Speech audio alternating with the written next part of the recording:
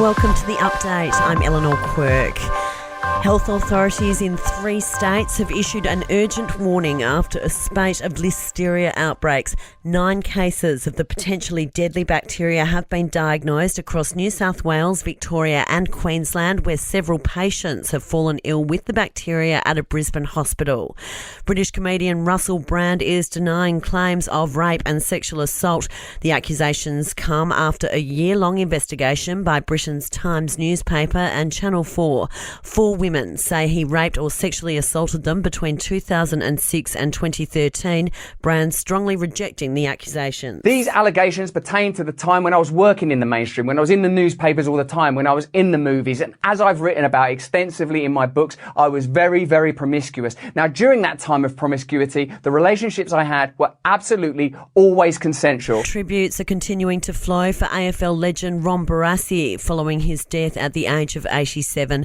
Barassi played in 6 premierships with Melbourne before coaching Carlton to 2 flags. Carlton great Robert Walls played under Barassi. He encouraged you to be bold and be daring, to take the game on, take risks. They're the sort of things. And one of the things that I can remember him saying was, if you're going to make a mistake, make sure it's a bloody good one. Don't be tentative about what you're doing.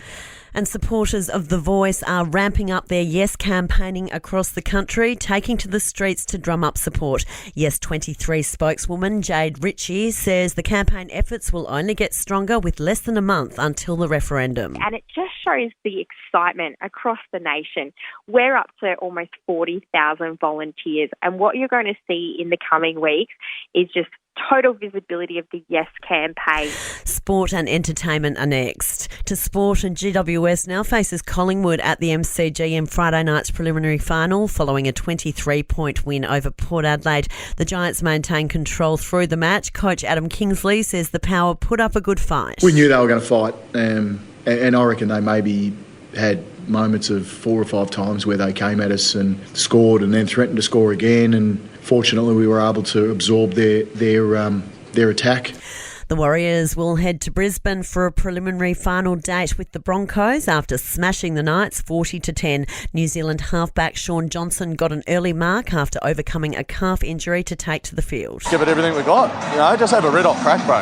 They've had a great year, deserved this home prelim, and we get a chance to go there and do something special. Australia's qualified for the elimination finals of the Davis Cup later in the year after defeating Switzerland in Manchester. In entertainment news, it seems Hugh Jackman isn't ready to talk about his marriage breakup just yet, saying it's a difficult time.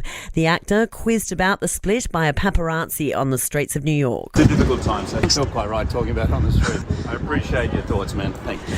Michael Clark appears to be back with on-again, off-again girlfriend Jade Yarborough. The pair snapped getting off the same European flight separately as they tried to throw photographers off the scent that they were travelling together.